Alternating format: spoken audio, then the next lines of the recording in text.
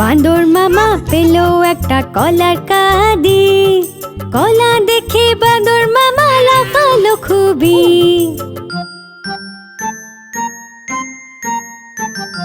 তাড়াতাড়ি কলা ছাড়ালো বাঁদর মামা রে, খোসা এদিকে ওদিকে, ওদিকে এদিকে সেদিকে ফেললো। বড় টুকরো মুখে ঢুকিয়ে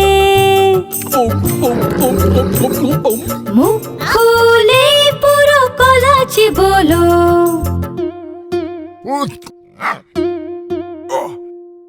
এক টুকরো গলায় আটকে হলো মুখটা লাল নীল। ভালুক দাদা তখন বাঁদর মামার পিঠ চাপড়ে জল খাইয়ে বোঝালো ওকে, মুখে খাবার কখনো বেশি নিও না, ছোট টুকরো নেবে, মুখ বন্ধ করে চিবোবে। মুখে খাবার কখনো বেশি নেবে না, ছোট টুকরো নেবে, মুখ বন্ধ করে চিবোবে।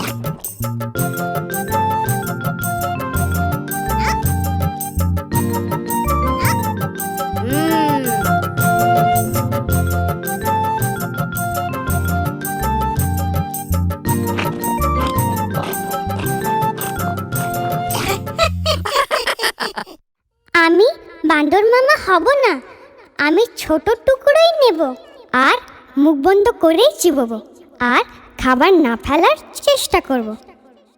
তোমরা তোমাদের খাবার কিভাবে খাও